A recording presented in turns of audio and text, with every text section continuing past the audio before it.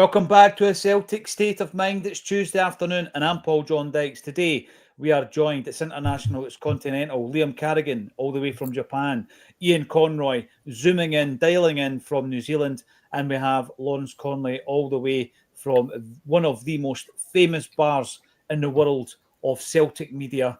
It's, what's the name of it, Lawrence? Introduce it to us. It's the Skylark Bar. And have you had any more visitors to the Skylark? People are looking for it. It's been quiet since I come back from Ardine.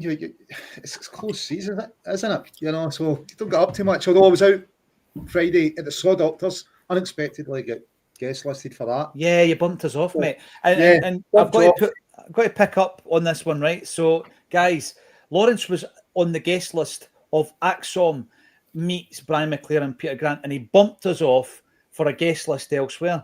I'm not sure if I'm happy with that, Lawrence. Okay, so guest listed for the Saw Doctors, brilliant concert, and our friend Johnny Mack was on, mate. What a man Johnny Mack is. Mack and the faithful. Were they supporting?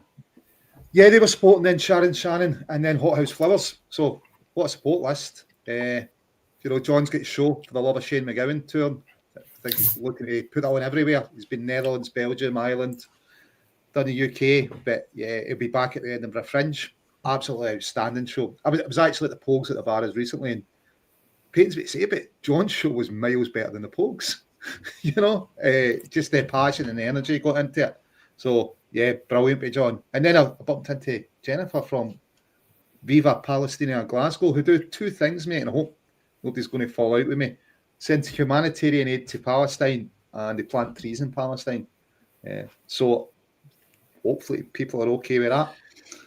Is that where you got the T-shirt? Show us the T-shirt. Yeah, show us the T-shirt, yeah. Give us the full booner. Stand up, let's see that T-shirt. There we go. Nice. Yeah.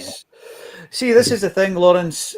People will agree, disagree, and all the rest of it. We have always spoken for 8 years now about the state of mind.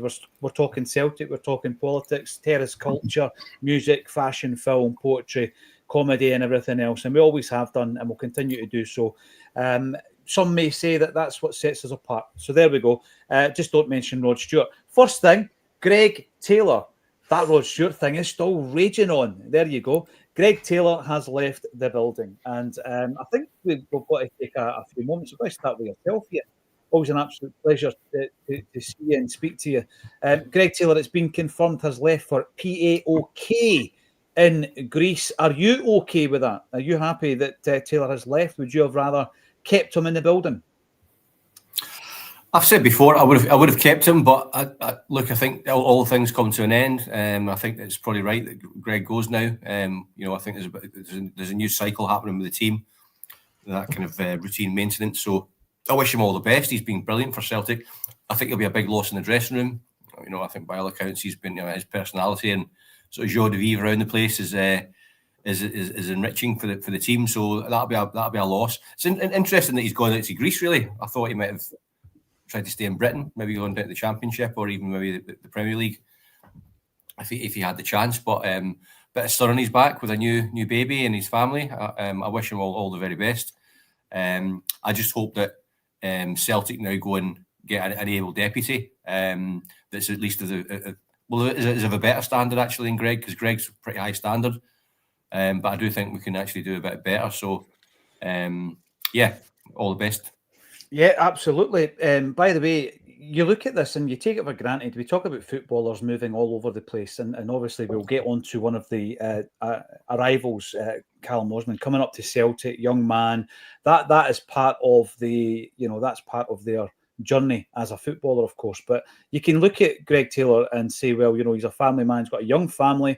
He's 27. He gets an opportunity to go to sunnier climes, and perhaps the club haven't shown enough in terms of the contract we offered him, Liam, and he's decided a new start. It's tremendous, though, isn't it, to get the opportunity to do that kind of thing, go and learn a new language and embed yourself in a culture, and hopefully continue with regards to his, for me, development as a footballer, because I think what we've seen with Greg Taylor is a player that came in as one of the best young players outside Celtic, really. Celtic and Rangers, some might say, at the time that we signed him. And the type of player that might have been chased by Celtic and Rangers at that time. He's come in, he's not been a bit part player. He's been a hugely successful player under a number of managers. He's won trebles. He's won, loads and loads of winners' medals. And he's left the football club with over 200 appearances. But I think the biggest loss, and I think Ian's already pointed this out, will be his influence behind the scenes, Liam. Aye. Look, before I say anything else, to Greg Taylor, thank you. Thank you for everything you gave Celtic all the time you were here. Wish you nothing but the very best for your journey ahead. And what I would say is now, not in a footballing context, but culturally speaking, I've gone through what he's about to go through. Uprooting myself, going to a completely new country where at the time I didn't speak the language, immerse myself in a new culture, finding a wife.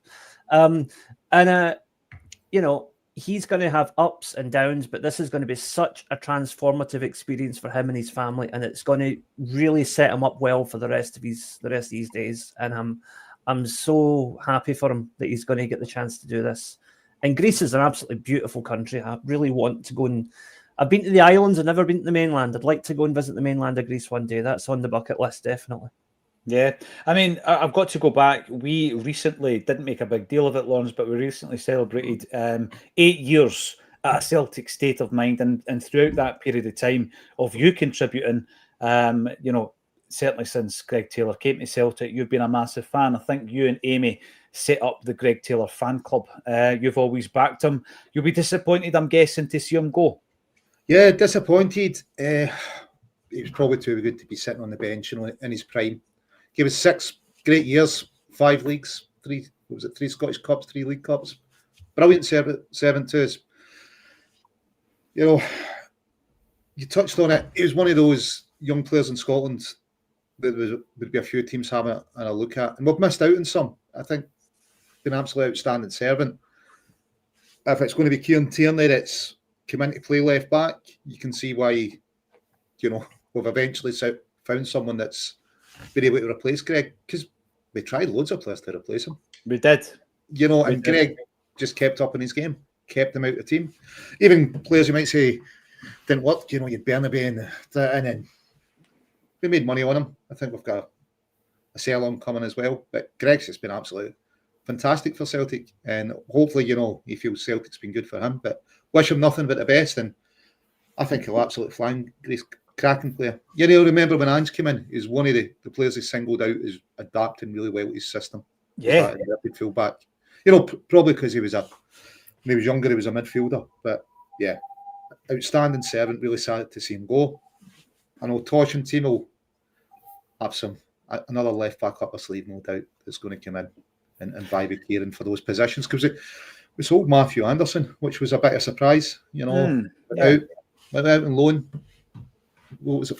Did about 48 games out at Admira Waka, and yeah, Stephen Mannis was bigging him up, and before you know, he's out the door. So you can only assume we've got plans for that left back position.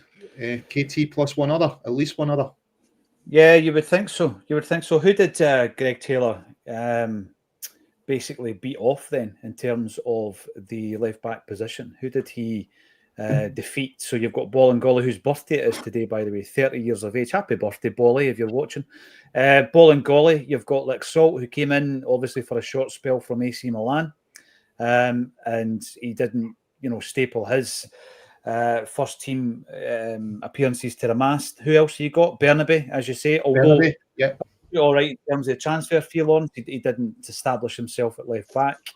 And of course, last season we had Jeffrey Schlupp. So many came to try and knock him off his perch, and they failed, didn't they? We even tried Scales out there, I think. He was there, Montgomery was come through. It doesn't look it's going to work out for Adam either. He's seen off a good half dozen players anyway. Yeah, absolutely. Yeah, and I think Brendan Rodgers liked him. He liked him. I'm going back to that original comment Ian made. He liked him behind the scenes in the dressing room on a training pitch. He was a big influence, and he's going to be a massive miss. I think that's huge, and it's not the only thing that you can bring to the table. Because Scott Bain was a big character behind the scenes, but he wasn't playing. Greg Taylor had both of that. He leaves the club with 200 plus appearances under his belt. He's still only 27 as well, Lawrence. 20 years in the tank. He was vocal on the park, remember, shut your hole, fat boy, and he wasn't afraid of fighting in his corner, was he? You need that. You need that in your team, don't you? So, Oh dear, 11 years as a senior, obviously breaking into the Kilmarnock team in season 2015-16.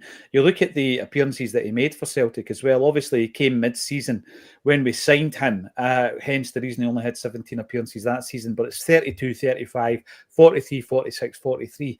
He's a player who has been integral to Celtic's success over the last 6 seasons. So we wish him well. I'll keep an eye on him, as I do with many Celtic players that leave the football club. And I'm going to say this for him, and this is a massive big star in his copybook. Lawrence normally doesn't care about players when they leave Celtic, and listen to him today, Liam. Normally he's like, you're gone, you're dead to me. But he actually is talking in glowing terms about Greg Taylor. Absolutely brilliant. What do you make of it? Let us know in the comments section. And as Lawrence says, you're pretty sure that another left back is going to come in. Ian Moura can play left back as well, though, can he not, Liam? He can. Just to answer one of our commenters, yes, I did go to St Maurice's High in Cumbernauld, so you have probably seen me when I was a wee boy. Ian Moura is primarily a left-sided centre-back, but all players in Japan, especially ones that have been through the elite collegiate system that he has, are taught to play in at least 2 different positions. So he will be able to play left back. My guess is he's coming in as cover at centre back, but also potentially for Kieran Tierney as well. And remember, Tierney can also come into the centre when needed as well. So we've got quite a bit of a flexibility in that area now. So it will be interesting to see how he fits in. I don't know how he's going to be in terms of getting a starting place. I don't see him, immediately going straight into the team. But the thing is, it's the same with this boy Osmond. Anybody who comes in that is not expected to be a starter, if they come in and have a really good pre-season over the next 3 or 4 weeks, then it could suddenly open up for them. Yeah, without a doubt. That is for sure. I'm going to bring in some of the comments before we start talking about the arrivals. So, Greg Taylor, who does he join in the exit booth? He is joined by Matthew Anderson, already mentioned by Lawrence, another player who could have played in the left-back position. He's away to Belgium in the second tier, and good luck to him because, again, he was on that pathway. Admira Wacker games, 40-odd appearances, comes back and leaves the football club. Joey Dawson, another favourite of Lawrence and I, we watched that game he played against St Johnstone. It didn't work out from bad injuries, and we wish him all the best going back to Scunthorpe. Hopefully he can get game time and start scoring goals aplenty. And of course, Scott Bain will be plying his trade with Falkirk. They played a friendly during the week, and he had what was described as a shocker in the first half, conceding 3 goals. Bainzo will be talking about his replacement as well. Tony Ratton, you're on the YouTube. If you are watching on YouTube, give us a thumbs up on the video and subscribe to the channel. Looking good, hopefully more to come. I mean, it's only the 1st of July, Ian. If nothing else, we've done a bit of business nice and early. I look at the 4 that have come in. I regard 2 of them as like first picks who would be vying for a first team jersey straight off the bat. And I look at Callum Osmond and Ross Doohan as being kind of backup players. Doohan, a direct replacement for third choice goalie with Scott Bain. Callum Osmond, a replacement for the third choice striker. Who was that? Well, was it Johnny Kenny? Was it Daniel Cummins at some point during the season? I think that would have been the case. And he's a kind of backup for me. And again, as Liam says, these guys might surprise you. They might come in and have a great pre-season, and before you know it, they're in the plans, they're in the sights of the manager. Is that the way you see it? 2 first picks, 2 backups? Yeah, I'd say so. I mean, I remember when Andy Walker signed, for the older viewers, he was a similar age, wasn't he, to Osman? He was only was he still 19, 20? I think he was 20, and yeah, you're right. 20, yeah. So, he seems to have a decent pedigree. So, let's sort of reserve judgment until we actually see him in the flesh. In terms of the it does look like there's obviously the defender as well. Looks like he's going to be dare I say a project, or is it Liam? You're saying more of a backup rather than a project, which bodes well. If it's a project, we've seen them go quite awry quite often, more often than not, I'd say. So, but I don't know if anyone's sort of seen the reports today. Andy Townsend is saying that Callum Wilson on a free from Newcastle could be a possibility for Celtic. I think whether there's any found substance to it, or there's just his view. He'd like to see him go to Celtic, but he's 33, but I don't think he'd be a bad shout as a backup striker as well. Pass on some of that sort of that experience to the likes of Ida and Callum. And also as well, you were talking about him yesterday, Calvert-Lewin at Everton, or just been freed from Everton. I kind of agree with Quinny. I think he's got that EPL tax on him now, and being English, I think he might be out of our grasp. But I think he'd be a great signing for Celtic. I think he'd run riot up here. I mean, the concern that I've got is if Brendan Rodgers is only staying for this season, he's not renewing. It's kind of looking like that might be the case. We could be setting ourselves up for a failure if we don't lose. If we win the league this year, we could be certainly setting ourselves up for losing the league next year. That kind of perfect storm kind of way where if we don't sort of really push ourselves to the maximum and tool up this season, and then Brendan leaves at the end of the season, and there's not a succession plan. You know, we're kind of asleep at the wheel. So I'm hoping that Brendan is at least going to have, if he is going to leave, he's going to have some say on maybe his replacement, but also as well that there's going to be some kind of synergy with a new manager coming in and the type of signings that the club are going to make. It's not just kind of short termism where we go for a few loans, knowing that Brendan's only going to be here for another 12 months, because that's just going to leave it. That there's going to be a chasm, I think, at the end of the season whereby we could be usurped in the following season, and that means just more playoff rounds in the for the Champions League and stuff. So there's a few pitfalls that can sort of befall us. But yeah, I mean, look, it's good that we've got a few players in early. I just like to see. I wouldn't like a Joe Linton type midfielder would be good. Joe Linton himself wouldn't be a bad shout, but we'll never get him. But that type of sort of box to box, bit of steel, big legs like a Vieira type player, I'd love to see us go for in midfield. I think we've lacked that for a long time. The team has been a little bit lightweight. So, and also as well, I'm going to throw this in. I've been thinking about this. I think Brendan's going to surprise us this season. I think he's going to change his formation. I think he's going to try two up top at some point. I think he's a progressive guy, and I think 2 seasons of playing the same system. I think he's going to. Yeah, I think that'll be his kind of his rabbit out the hat. I think not that it's a rabbit out the hat, but I think for him, when he's so steadfast in a one way of playing, I think he's going to change up a bit this season, and I think we'll get that the 2 strikers up front on occasion that we've all craved, or certainly a lot of us have craved.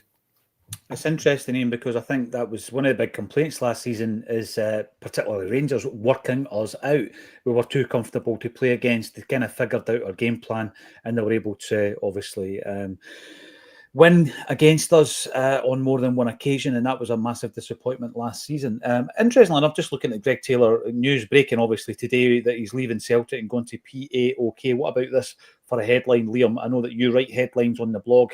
You're a trained journalist. Here's a headline and a half from the mainstream.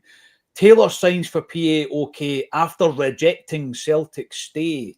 Talk about putting a negative twist on Celtic there. After knocking us back. But here's an interesting one as well. This is how it was announced on the socials. He came from Scotland. He is ready to fight. He is ready to play. He is ready to conquer. Yes, they're all getting a bit excited for him over in Greece. That's brilliant. Brendan McCarthy, here we go. Hail, hail, boys. I hope young Osmond can prove his worth. He seems to be the type of striker we like. I'd love to see him, more or less surprising quite a few people, probably myself included. And the surprise would be from the perspective, Liam, of the fact that this is a kid who has not played senior football. I mean, that's basically my only concern. He's not played senior football. I know that the level that he's been playing at is better than the level of our youngsters in the Lowland League. I get that. But he's not played senior, and that's the concern. When he makes his debut for Celtic, he's making his senior debut, isn't he?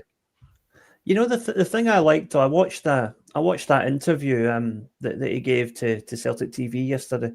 Did you have to pay for it? No, I already have a Celtic TV membership. Unfortunately, that's the only way I can watch games over here. But yeah, I've written a blog about that. I won't go into it now, but yeah, the whole pay to play with their media thing is complete pish. But anyway, is that a technical term for media? Is it? I mean, I think the correct term is exploitative microtransactions, but I just call it pish. So Yeah, just I keep it don't simple. understand. I don't understand though in the world of instant gratification content. It's 24/7, Liam, right? And people want more and more and more. And we stream for 1 hour a day. We could stream for 3 hours a day. We actually could. We could go live at 10:30 in the morning, and we could stream for 3, and there would be an audience for that. But that audience then leads to traction elsewhere. And for a club of Celtic size, when you consider how much the fan base tune into Celtic TV and YouTube, etc., and the socials, I find it bizarre that a lot of the content is going behind the paywall. I know you have written a blog about it, but I'm trying to understand why Celtic would do it, because I can understand an independent doing it, because it's obviously, in terms of monetization, it's a necessity for many people to do that. But a club like Celtic shouldn't have to, surely. No, I mean, from a fan media point of view, right? We, example, when we started the blog, we had a choice, paywall or ads, and we chose ads, right? I know that's not ideal for everybody, but it means everybody can read the articles, right? Yeah. That's the choice that every blog, every website has to make. But a football club, no. A football club can absorb those costs. They don't need the ad revenue. They don't need the paywall revenue. It should all be about driving traffic to the club site and to the club shop. That is what it should all be about. But the problem here is that, if you actually look at the numbers on these like 1 minute snippets of interviews that Celtic are posting now, quite a few of the better fan podcasts, ourselves included, are getting better numbers than those videos are. Fans are already speaking with their, with their ability to say yes or no, and they're saying, no, we're not going for this. It's not going to work. Yeah. This is based on a business model that was tried first in the video game industry and later in the movie industry, 5-10 years ago, and it failed. Right? It failed. Celtic are literally 5 or 6 years behind the times in this pay-to-play approach to media content. It's not going to work. You bring in more customers by offering added value, not by taking stuff that should be free and paywalling it. Yeah. See, the big thing, Liam, is the stuff that people would be more than happy to pay for, particularly overseas, is, we've spoken about this before, is live action, in terms of pay-per-view and breaking through the kind of antiquated rules that don't allow us to watch the game live on Celtic TV if you're watching in Scotland, for example. But they've also done, big events over the last few years with Martin O'Neill most recently. They've done one with Joe Hart. There was a Henrik Larsson one.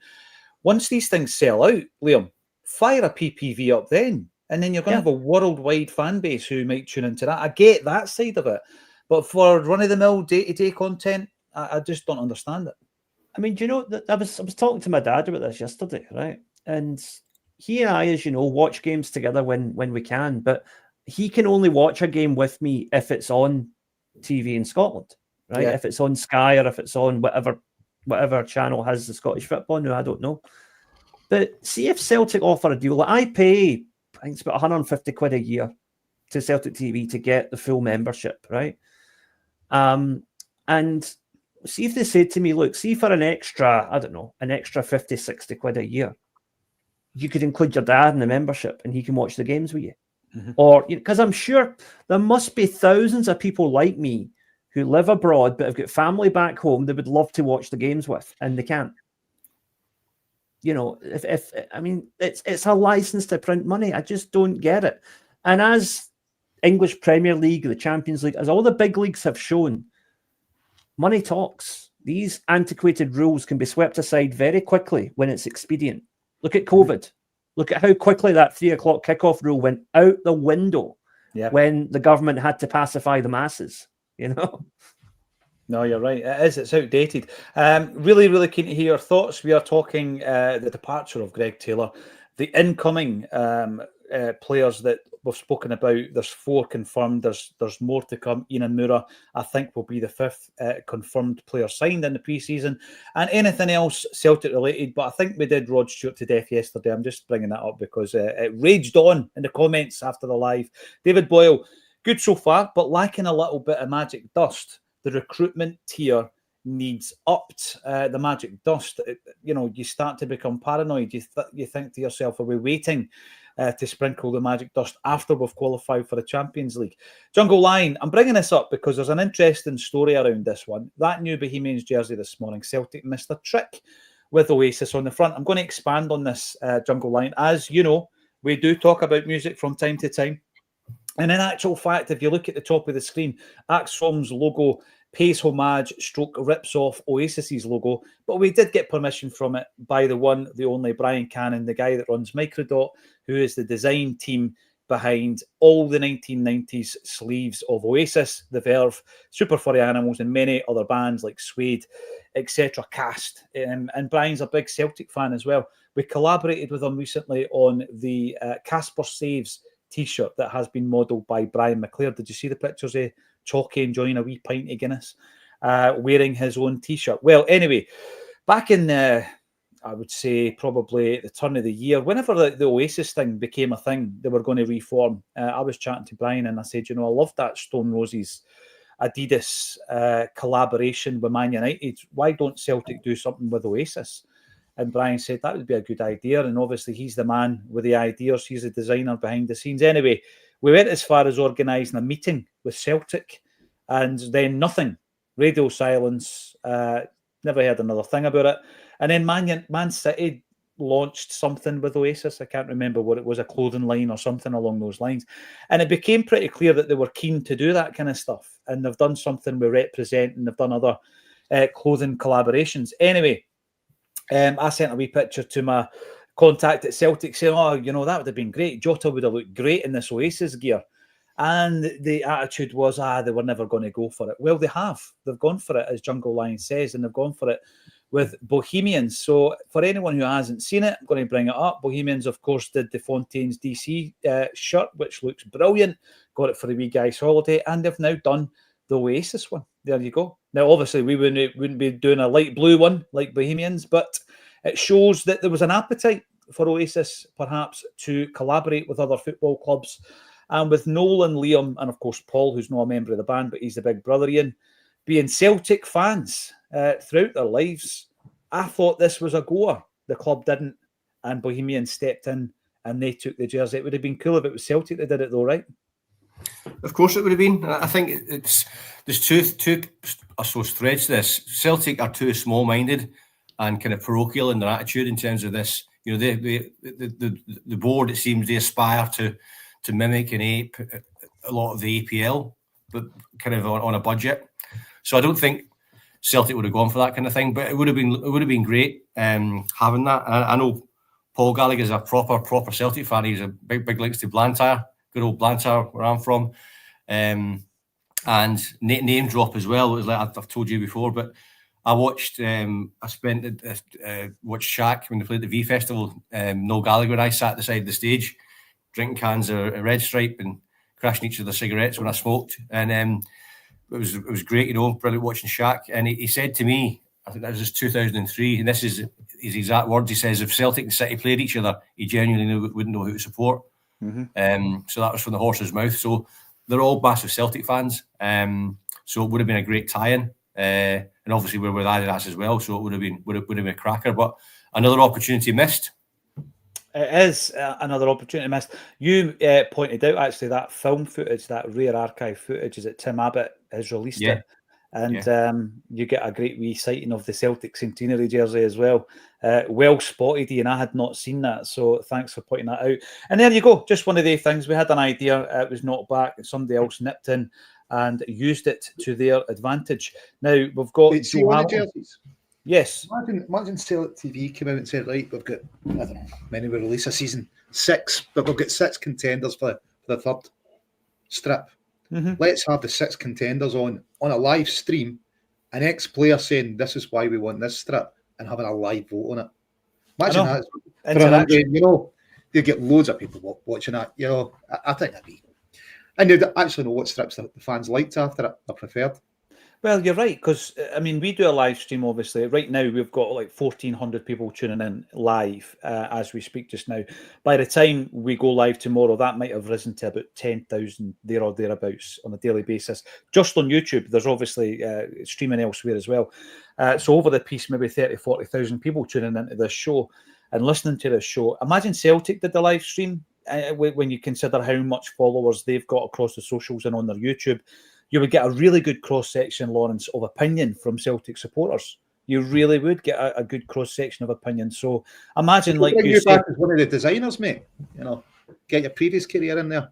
Yeah, well, the thing with that though, Lawrence, I didn't get any credit for that, as you know. The four screens on this screen just now, the four different windows, as you say, could be someone with a different top, and then it goes to the public vote. I love that idea, and it's interactive. Lawrence, it gets people involved, and the traction continues, and and it's a little bit different. Why not try it? I think it's a great idea. Well done. Hopefully Celtic would listen, eh? I don't know. I don't think they will. I'm sure they're going to do another great jersey launch. You know what? We might do it. Probably. We might do it, Lawrence. We might launch. Here you go. And this is just off the cuff. We might launch a charity jersey this time next year. And we'll design it and we'll do exactly what you've said. There'll be 4 to choose from, and it'll be a charity endeavour. There you go. Brilliant idea, Lawrence Conley. Right. Better not let me have any input into the design. You'll be wanting to buy all 4. Football shirts is questionable. You'll be wanting to buy all 4, Liam. You'll love a jersey. Joe Hamilton, afternoon troops. I am happy with the early activity in this window, but we need a couple of big ones to progress in the Champions League. Liam, do you agree with Joe? Because this is what I've been talking about. I'm looking at some of the guys, I'm thinking, right, we got to a point where if you go through a transfer window and it's all project signings, that's not good. But it doesn't mean to say that you don't bring in players like Osmond and Inamura, perhaps being that kind of project style player. Don't have an issue with that. But I agree with Joe insofar as you need a couple more like Kieran Tierney. You need a couple of more players that comes in and you're thinking, right, they're getting a first team jersey straight off the bat. And they will probably cost you a few quid as well. And it's not about us just wanting more and more constantly. It's about improving the starting 11. Aye. I mean, look, our business so far has been good, positive. We have been faster out the gate this season than we usually are in terms of getting bodies in. That's good. But at the moment, I think the only ones that we've brought in that are, that chances are will be in the starting 11 in the first game of the season in August are probably Nygren and Tierney, right? So it's only 2, for me, real first team guaranteed starters that we've brought in so far.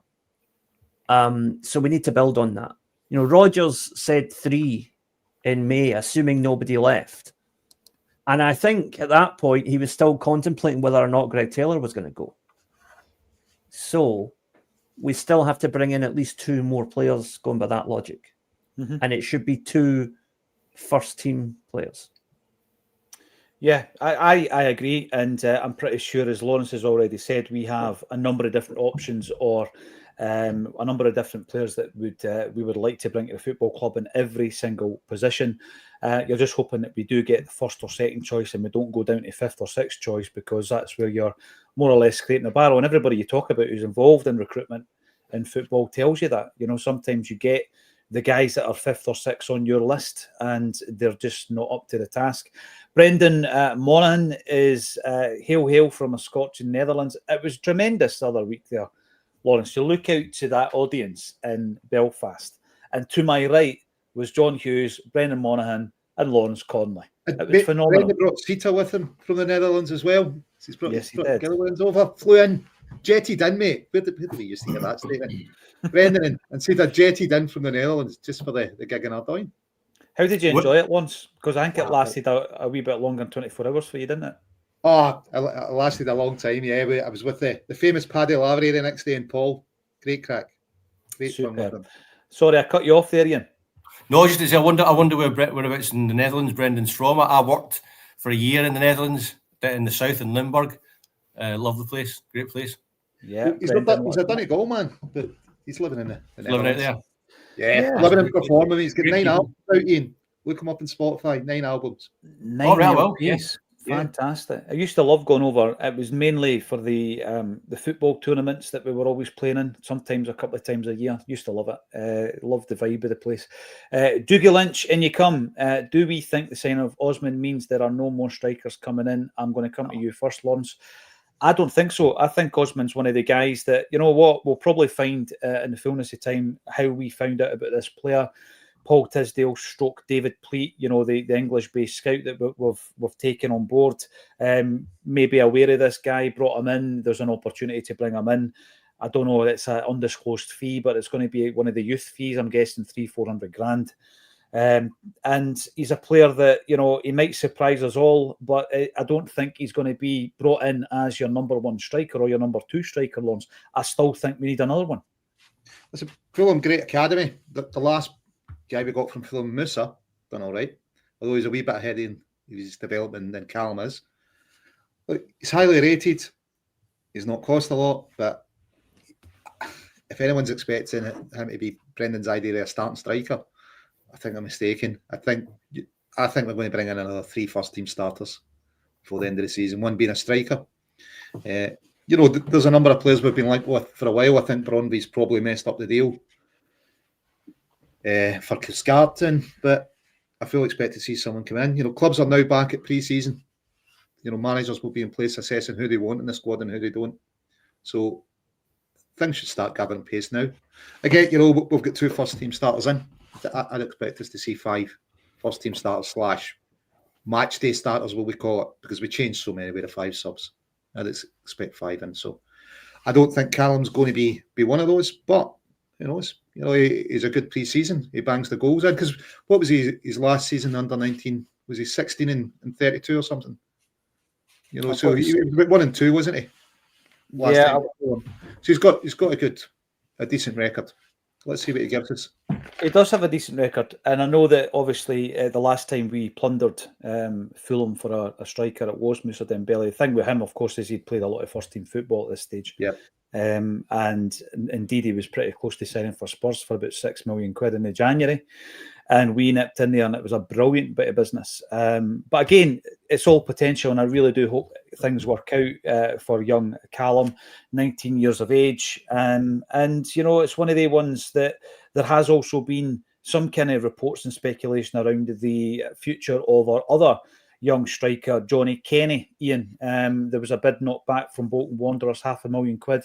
The chat is that Celtic want £1 million for Johnny Kenny. He's a guy who was kind of out the picture. I think he got some game time, more game time than was expected due to the fact that we're running a wee bit short with the strikers in the second half of the season.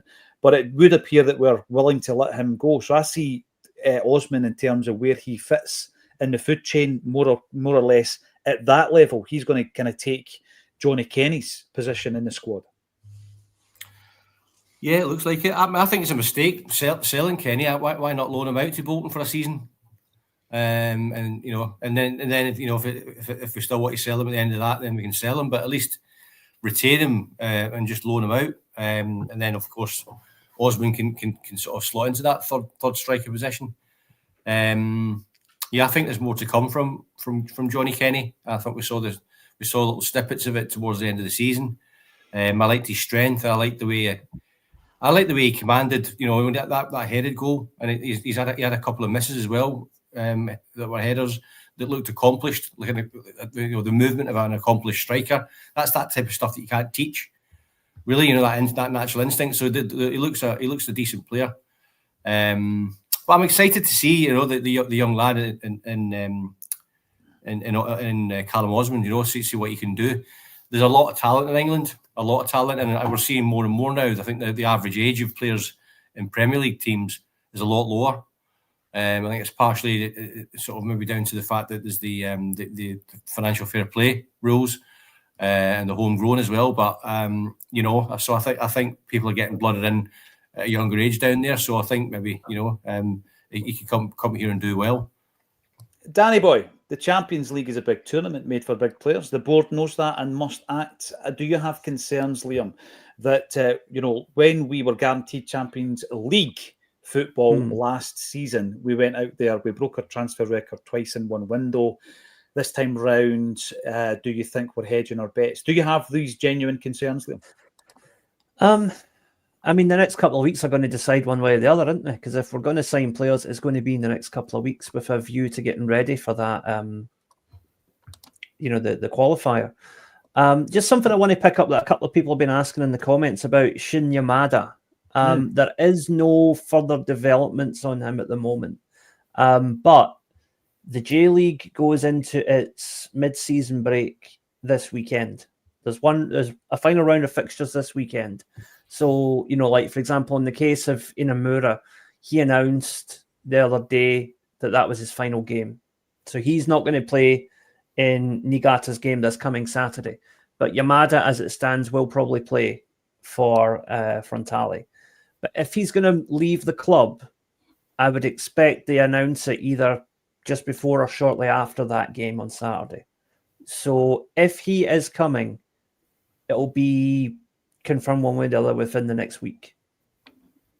Well, in terms of Inamura then, when do you expect him to be unveiled, announced, jetted in, delete as appropriate?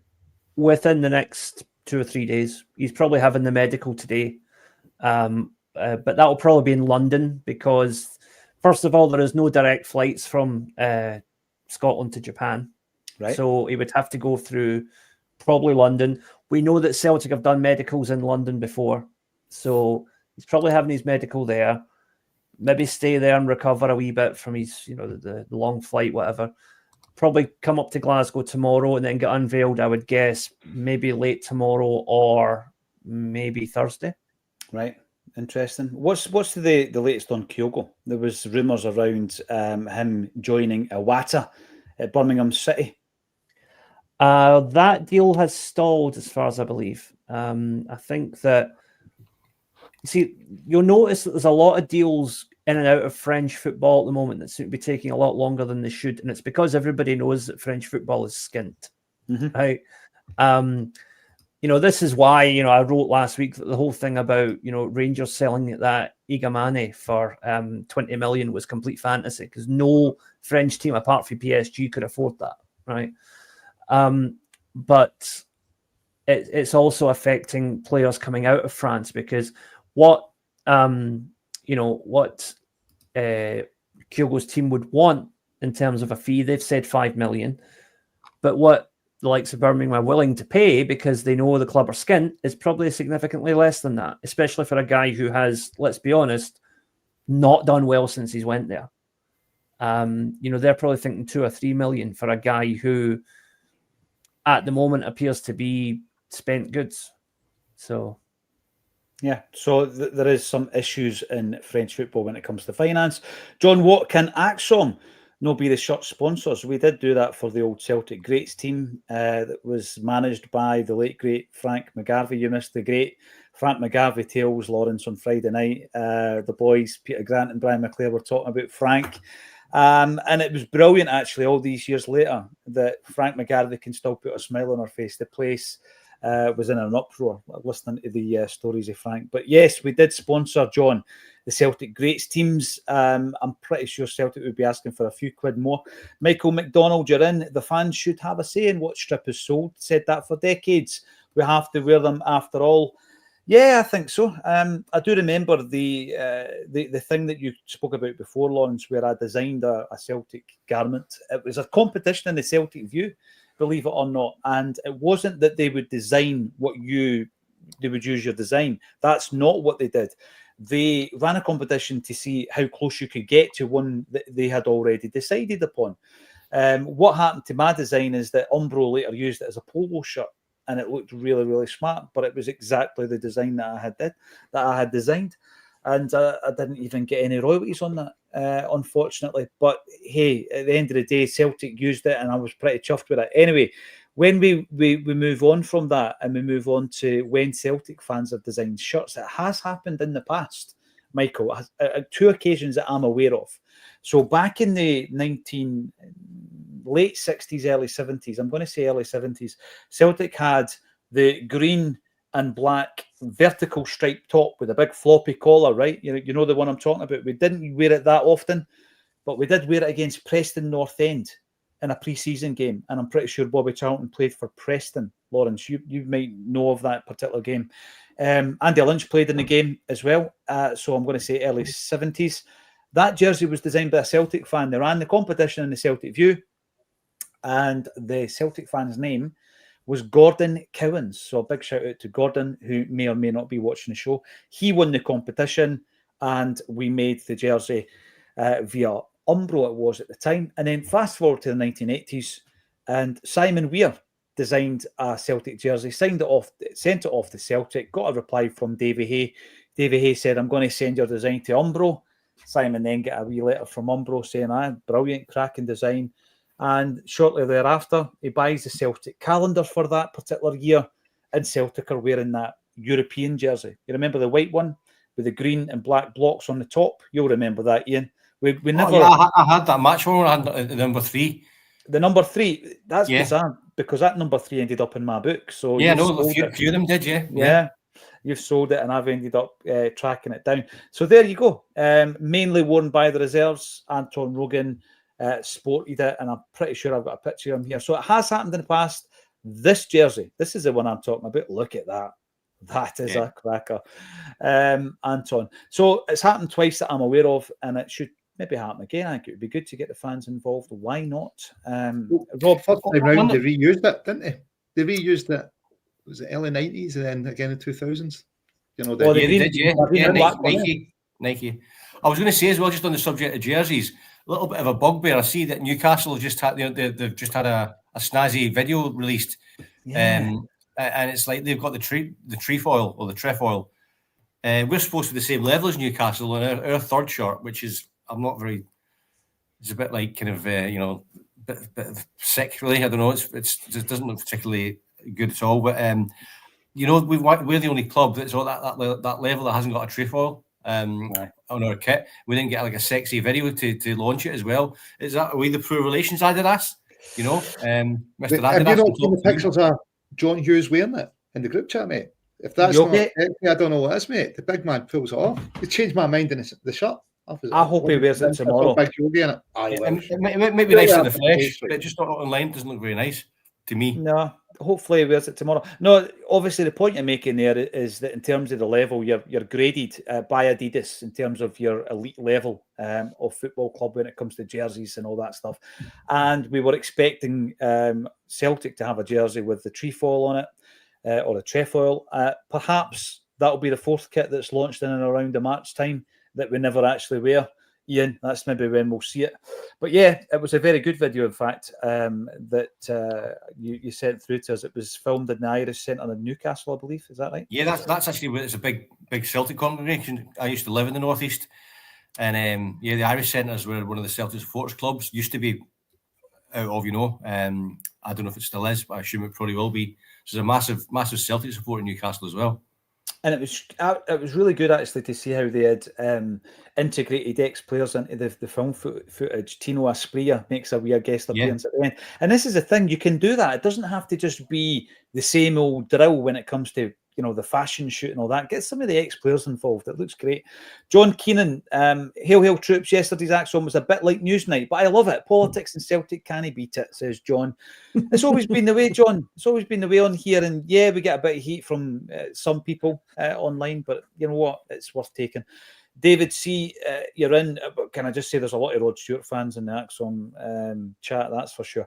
Michael, can you imagine trying to get Celtic fans to agree on the design of the strips? No chance. I think we're going to do this. I like this idea that Lawrence has come up with.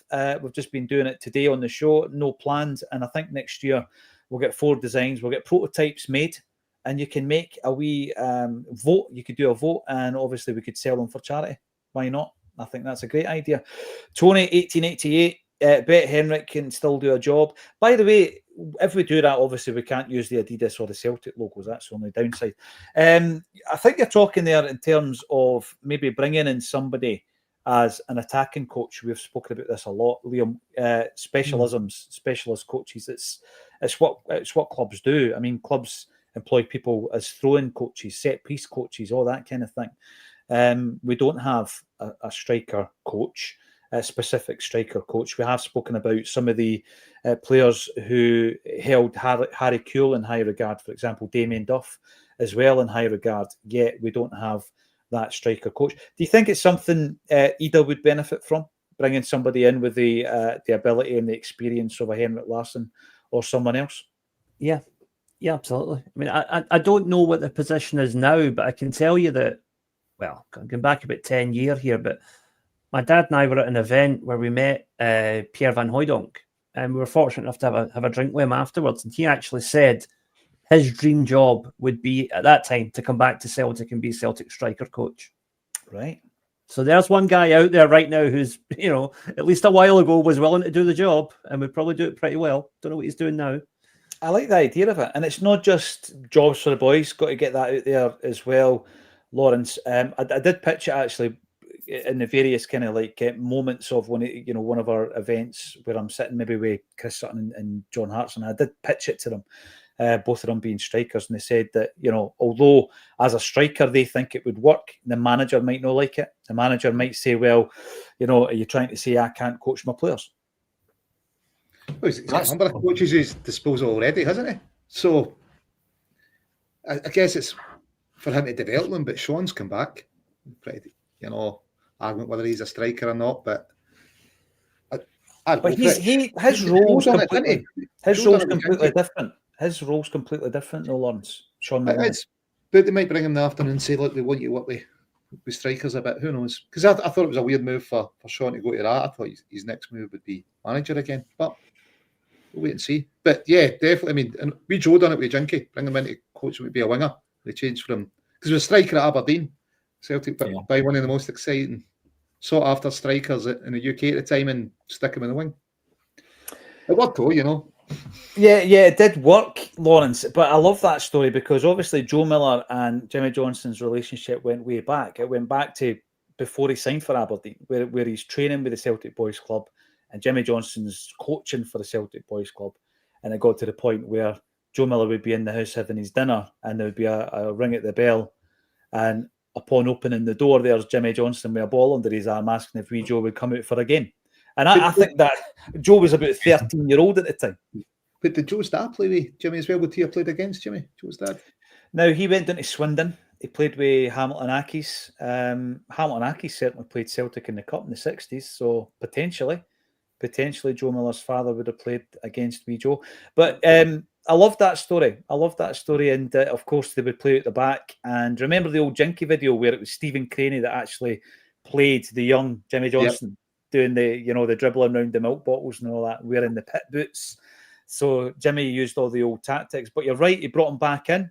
Wee Joe brought him back in the centenary season to train him. And obviously, Billy McNeill was trying to build, in terms of the shape, he was trying to build a team that was very similar to the Lions, with the two overlapping fullbacks. Gemmell became Rogan and Craig became Morris. And then obviously we had wee Joe on the right, like a right jinky winger. But as you say, he would always maintain it was a better centre forward, Lawrence. Yeah. Listen, that's why we bought him, wasn't it? I mean, I know he came through the boys' club in Aberdeen, came in and tear him up there. Obviously didn't hold back his career. Cracking player for us, obviously runs a former Players Association now. But what a Celtic collection Joe's got, collection of memorabilia is absolutely outstanding. He's probably got more than Celtic. But maybe the museum's for another day and where we're going to spend our money.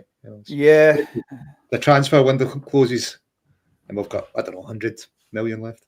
I mean, how many? Yeah. At what stage do you decide that? Yeah, absolutely, you need to invest some of this. 300 grand development fee. Celtic Follower. I think you're talking about Callum Osmond. That's how much we pay. Our Fulham down south. Their fans actually were very unhappy that he was leaving. That's another. I think it's a good marker that, Ian, when you look at the reaction of the fans of the club that they're leaving, they were unhappy, obviously given it the usual Farmers League and all that nonsense coming up to Scotland. Rob Lilly, you're in. Happy Tuesday all. July already. Good to see new faces in the squad. Hope Celtic give them a chance to excel. And just notice the ladies team decimated. Different way of working things for the season ahead. Yeah, it's quite unusual that we did request for more access to doing more kind of features like the Chloe Craig interview that we did, and we've also done one in the past with Fran Alonso. Jerry Taylor interviewed Fran, but the club weren't really up for us doing that, unfortunately, or we'd have more of that type of content on the channel, Rob. Celtic follower, you're back in. Hopefully we continue our business the way we have started by getting players in and out with speed to give them time, pre-season training, and Rodgers can show and share his tactical vision to the players. When you look back, Ian, to last season when we played Queen's Park, can you remember, guys? Can any of you remember who scored for Celtic? Was there not a hat-trick that night scored by a Celtic player?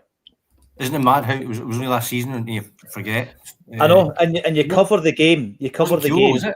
Kyogo did, aye. Yeah. Yeah. I'm looking at it. Remember, there was 10 goals in that game, right? It was 6-4 to Celtic. Yeah. And Kyogo scores a hat-trick. Matt O'Reilly scored. And young Francis Turley. So it just shows you how big a difference a year makes. So we're going to go back to the City Stadium on Friday night. We're going to be playing Queen's Park. Much has changed since then. I mean, when you look at the goal scorers on that particular occasion, Furuhashi, O'Reilly and O have all left the building. So 5 of those goals are no longer with us. Francis Turley might be involved. And I remember that night, as well as the first teamers, Ian, there was a lot of young guys playing, and you would expect that to be the case this time round again. Yeah, I like the look of McArdle. I'd like to see more of him. He looks like he's got it up there as well as you know, technically. Seems like he's got a bit about him and sort of confidence and swagger that you know which all players need. So I hope he gets some opportunity. Yes, I mean it's going to be a kind of just a bit of a throwaway, isn't it? Really, the first game back. We'll have had a week under their belt in terms of training, something like that. So, but it's nice to see the team back playing. You know, it's the pre-season. I think it's such a fallow period for all of us. You know, when you're used to having so many games to watch during the season. So, interesting to see what the lineup is. Yeah, we've got a busy July. Queen's Park's the first game. Obviously, Cork City follows that. Sporting Lisbon. Newcastle, the aforementioned Newcastle, Ajax, and then we'll have a game against perhaps Como in that same tournament as well. So loads of games in July. We're going to be covering them all live on a Celtic State of Mind. Plunge McNugget comes in. We are supposed to be a massive football club, not a bank. What's the point in having all this money if it's not for the team? What's it for? Liam, I get that frustration, because if it's because we don't qualify for the Champions League, then surely you look at what that would mean for the club of that season, which is 40 million quid. We don't really need to keep any more than that then, surely. But we do tend to stockpile it. The thing with that, right? Let's just hypothetical, right? Let's just say of that 70 million or whatever we're supposed to have in the bank, right? Let's say we went out and spent 25 million on 3 or 4 really good players, right? Just say that, 3 or 4 players that Angel at 7 to 9 million. And by some horrible coincidence, we didn't make the Champions League. I tell you what, with that squad, we'd have a right good shot at possibly winning the Europa League. And would that not be a pretty good, a pretty good achievement? Would that not be worth the outlay, even if we did lose a bit of money for that 1 year? The big thing with that, Liam, people constantly go on about, well, Spurs won the Europa League last season. Celtic competed in the Champions League, and we made £10 million more, I think, than Spurs. Is that right? 15 million pounds. But it's beyond the riches that the Champions League actually pays you. It's about the exposure of the football club as a brand globally doing well in a European competition. You know, it is. There's a massive knock-on effect. And we've seen that after Seville, with regards to, there was a generation where we did nothing in Europe, and then all of a sudden we're in a final in Seville. Now that's 22 years ago. So I absolutely get it every single time, and I'm going to stick to this. I would say you want to compete in the Champions League. If you find yourself in a situation where you are in the Europa League, then absolutely, you maximise it as well as you possibly can. Now, I'm going to be in Glasgow this afternoon filming This Is Acsom. Remember, and tune in on Friday night. Another great episode lined up where we will be collaborating with another Celtic fan media channel, because that's important, and we're going to be doing that this Friday night as well. Make sure you subscribe to the channel. We are constantly evolving on a Celtic State of Mind, trying to get as much content, quality content as possible on the YouTube. Subscribe to that. It's free charge, and it will remain free on there. Thanks everybody for getting involved. 1,600 of you live as we speak, and it's just over an hour, and we're going to let everybody else go about their business for the rest of the afternoon. Thank you to Liam Carrigan, Ian Conroy and Lawrence Conley for joining me on A Celtic State of Mind.